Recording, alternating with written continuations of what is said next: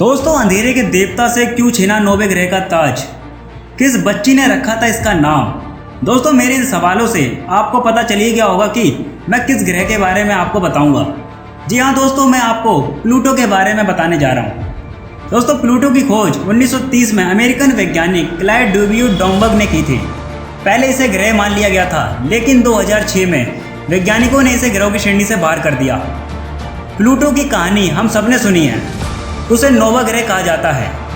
पर आपको बता दें कि विज्ञान की नज़र में हमारे सौरमंडल में अभी सिर्फ 8 ग्रह हैं। प्लूटो को बाहर कर दिया गया है।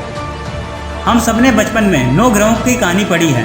प्लूटो को सौरमंडल का सबसे छोटा और सबसे ज़्यादा दूरी वाला ग्रह माना जाता है।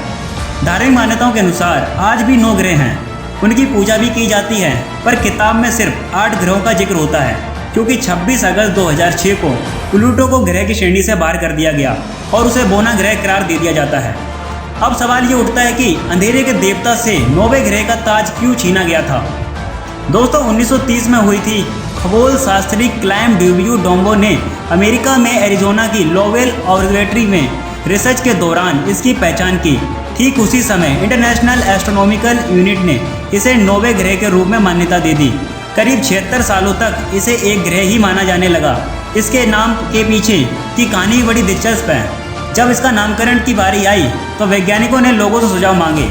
तभी ऑक्सफोर्ड स्कूल ऑफ लंदन की 11वीं कक्षा की छात्रा रही वेलेनिया बर्ने ने प्लूटो का नाम सुझाव दिया। उन्होंने कहा कि रोम में अंधेरे के देवता को प्लूटो कहते हैं, और चूंकि ये ग्रह सौरमंडल की अंधेरे में परिक्रमा करता है, इसलिए इसका नाम प्लूटो ही रखा जाना चाहिए। वैज्ञानिकों ने भी इस पर मोहर लगा दी।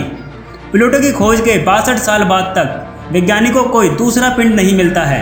हालांकि 1990 के दशक में खगोल वैज्ञानिकों को सौरमंडल में ऐसी कई चीज़ें मिलती हैं जो प्लूटो की तरह हैं, लेकिन इसके बावजूद ये बहस छिड़ जाती है कि कुछ खगोलविदों को लगता है कि प्लूटो सूर्य की उस तरह से परिक्रमा नहीं करता है जैसे अन्य ग्रह कर रहे हैं, इसलिए इसे सौरमंडल का ग्रह नहीं मान सकते हैं।